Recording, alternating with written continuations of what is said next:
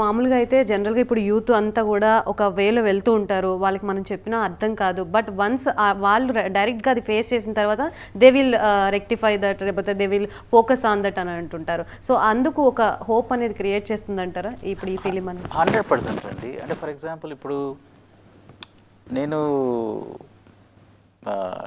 College టైంలో maybe like 18 to 21 ఆ టైంలో ఒక ప్రాబ్లీ 2-3 కొంచెం పెద్ద మిస్టేక్స్ చేశానండి. ఫార్చునేట్లీ ఆఫ్టర్ దట్ ఎవరిని హర్ట్ చేసి అట్లాంటిది ఏం చేయలేదు. అదృష్టం చేయకపోవడం కూడా ఒక అదృష్టం. Severity also matters. కానీ అప్పుడప్పుడు మనం ఏ సరౌండింగ్స్లో ఉన్నదాన్ని బట్టి కూడా ఉంటుంది కదండి. మీరు ఒక అట్లాంటి సరౌండింగ్స్లో లేరంటేనే అదొక అదృష్టం. మనం చేయడానికి ఛాన్సే ఉండదు కదా. బట్ ద టర్బులెంట్ ఇయర్స్ నేను పర్సనల్గా ఎక్స్పీరియన్స్ అయ్యాను కాబట్టి అప్పుడు చేసిన ఒక 2-3 తప్పులు ఇప్పుడు కూడా బాధ అనిపిస్తుంది. ఎందుకు హర్ట్ చేసి ఉంటాం? ఇంకొక ఒపీనియన్ ఇంకొకరిది ఉంటుంది. నాదే కరెక్ట్, వాళ్ళు నా ఎనిమి కొట్టడం లేకపోతే కోపం వచ్చేసేయడము. అండ్ కాకపోతే ఇప్పుడు ఈజీ అండి. I can look back at my immature self. తప్పు అని తెలుసు, బట్ అప్పుడు తెలియదు అండి. అప్పుడు మనమే కరెక్ట్ అనుకుంటాం. అప్పుడు అర్థమవుతుంది.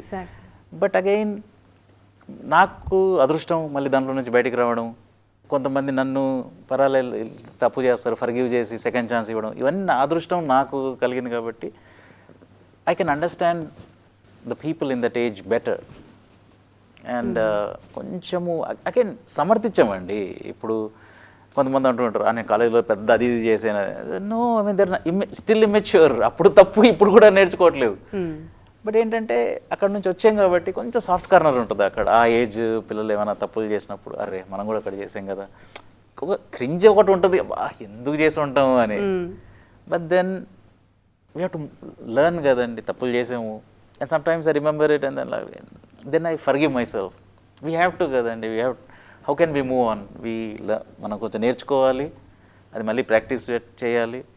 అండ్ తప్పని తెలిసిన ఐ మీన్ ఇంకా మూవ్ ఆన్ నేర్చుకొని అయితే we have to become a better person. So మిమ్మల్ని చూస్తుంటే కూల్ అండ్ సాఫ్ట్గా ఉన్నారు and ideology is very good. But movie వచ్చేసేటప్పటికి ఇంత క్రిటికల్ మూవీని, ఇంత క్రిటికల్ కాన్సెప్ట్ని ఎలా తీసుకొచ్చారు అనేది నాకు ఇప్పుడు అర్థం కావట్లేదు. So you are talking too good కదా. దాని గురించి మర్డర్లు లేకపోతే ఇలాంటి ఇన్సిడెంట్స్ని ఎంత క్రిటికల్గా ఎలా వచ్చింది మైండ్ కాన్సెప్ట్ ఇక్కడ దాకా తీసుకురావడానికి? అంటే అది ట్రైలర్లో ఎంత ఉందో అంతే అండి వైలెన్స్. కాకపోతే మనం as a writer, as a film maker మనకు చాయిస్ ఉంది. దీన్ని రెచ్చగొట్టి ఇంకా అట్లా చేయగలమా, వాడు ఒక సెన్సిటివ్ టాపిక్ జాగ్రత్తగా దీన్ని ఆల్రెడీ ఉన్నదాన్ని డివిజన్స్ని కొంచెం తగ్గించి shall we make an attempt to bring people together. So both choices మనకి as a writer, as a filmmaker ఆ 2 చాయిసెస్ ఉన్నాయి. ఇంకా రెచ్చగొట్టాలంటే ఎంత ఈజీ అండి, డైలాగ్స్ ఇంకా దారుణంగా రాయొచ్చు, విజువల్స్ ఇంకా చేయొచ్చు.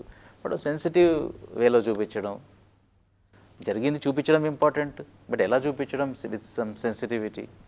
సో ఆ జాగ్రత్తలు